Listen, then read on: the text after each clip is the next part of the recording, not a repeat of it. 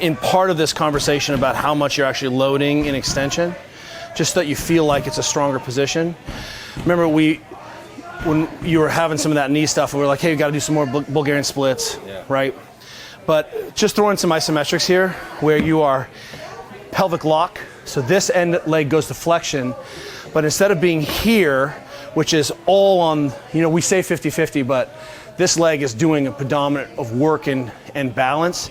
In this position now, it's all this leg.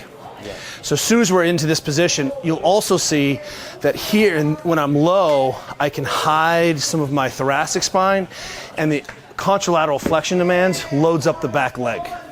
So when you come up onto this position, just on this position, I can really load the dorsiflexion in extension, because everyone's looking at dorsiflexion in short lever flexion position, but loading up the pattern and the fascia when the hip is in extension in long lever, I need that 10 degrees and to feel comfortable here. So as a finisher, you can do some pressing from this position, butt squeezed, really feel like you can drive and load, and it will open up this chunk of your hip in a way that will give you such strength and power and confidence in this batting position.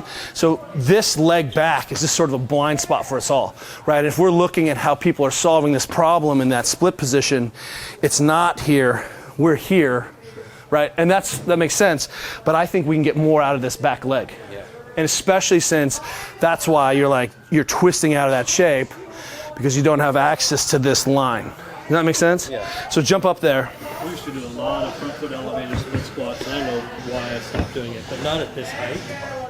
So you can be here, and what's nice is we can just put some isometrics here, and you feel that automatically pulling, right? Put the bar over your head too.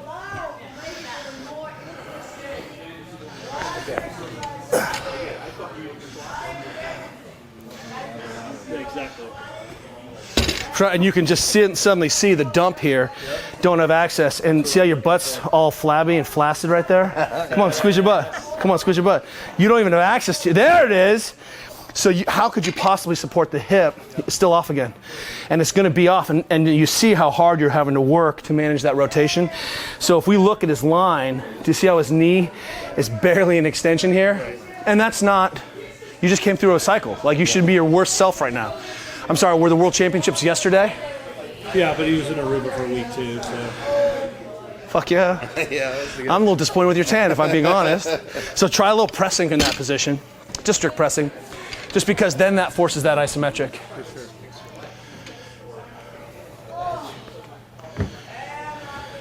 You can get that back foot where you want it, loading that position, that's it, and then just press from that shit.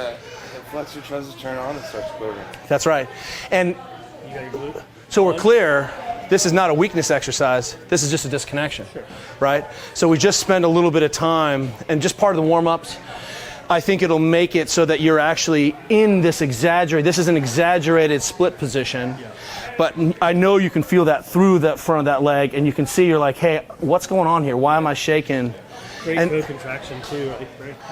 That's right. So now you'll see your goal is, can I access this glute, feel comfortable here, and just having to manage that as just a motor control drill, split jerk drill. Yeah. And if you even are like, hey, before I jerk today, let me just do a few presses there. Yeah. I think that'll blow your mind in terms of just winding that up and just giving that space back too.